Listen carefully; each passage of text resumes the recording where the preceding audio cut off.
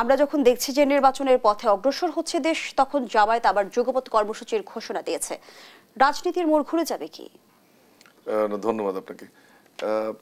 প্রথমে দুঃখজনক বিষয় হচ্ছে যে আমরা নতুন রাজনৈতিক সংস্কৃতির তালাশ করছিলাম, আমরা যে ঐক্যমত্য কমিশনের মাধ্যমে যে আলোচনাটা হচ্ছিল এবং ডিবেটটা ঘরের মধ্যেই চলছিল, এটা একটা আমাদের এই কর্মসূচিটি অত্যন্ত, আমার ব্যক্তিগত মতামত হচ্ছে যে খুব একটা মাইলস্টোন কর্মসূচি হিসেবে থাকবে। এজন্য যে যুগপৎ যে কর্মসূচিটা দিল সেটি আলোচনার টেবিলের মধ্যে গিয়ে রাজনৈতিক সমস্যা সমাধানের যে আমরা রাজনৈতিক সংস্কৃতি খুঁজছিলাম তার বাইরের একটি ঘটনা, এবং ব্যক্তিগতভাবে এটাকে আমি ভালোভাবে দেখি না। তাহলে জাতীয় ঐক্যমত্য কমিশনের প্রতি কি জামায়াত আস্থা রাখতে পারছে না? সেটাতে যাচ্ছি আমি, যে তাহলে আন্দোলন আরেকটি হচ্ছে যে সবসময় যুগপৎ আন্দোলনের যদি ইতিহাস আপনি বাংলাদেশে দেখেন, সেটা স্বাধীনতা যুদ্ধের আগে বা 90-এ, তারপরে বিভিন্ন সময় এই আন্দোলনগুলো কিন্তু হয়েছিল মোস্টলি সরকারের এগেনস্টে বা সামরিক শাসক ক্ষমতা থাকলে তাদের বিপক্ষে, স্বৈরাচারের বিপক্ষে। কিন্তু ওই দিক থেকেও আন্দোলনটা কতটা যুক্তিযুক্ত যে এটি চলে গেল এখন সরকারের, এমন একটি সরকারের বিপক্ষে যার স্টেক হোল্ডার জামাত,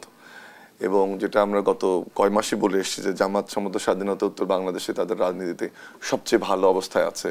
শুধুমাত্র কর্মসূচি না, তারা বিভিন্ন পদ পদবিতে তাদের লোকজন গেছে, বিভিন্ন জায়গায় তারা অবস্থান নিতে সক্ষম হয়েছে, তাদের যে দাওয়াতি কার্যক্রম সেটা চালাতে সক্ষম হয়েছে। এখন যেটা আমি বললাম যে আমাদের এখানে যুগপৎ আন্দোলন সবসময় যাদের বিপক্ষে হয়েছে, এটা তার একটা ব্যতিক্রম ধর্মী উদাহরণ।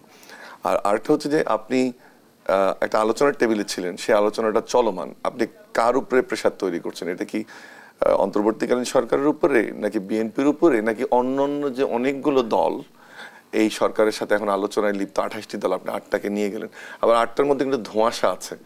এনসিপি, এবি পার্টির কথা বলা হচ্ছে যে তারা আদৌ থাকবে কিনা, বা আগামীকাল এটা আমরা বুঝবো যে এই দল দুটো কোনো কর্মসূচি দিচ্ছে কিনা। কিন্তু এটা ঠিক একটা প্রিন্সিপালের অনেক বড় ব্যত্যয় ঘটবে, এবং আসলেই ফেসিবাদ বিরোধী যে ঐক্য সেটা জামাতের নেতৃত্বে সম্ভবত এই ফাটলটা ধরবে।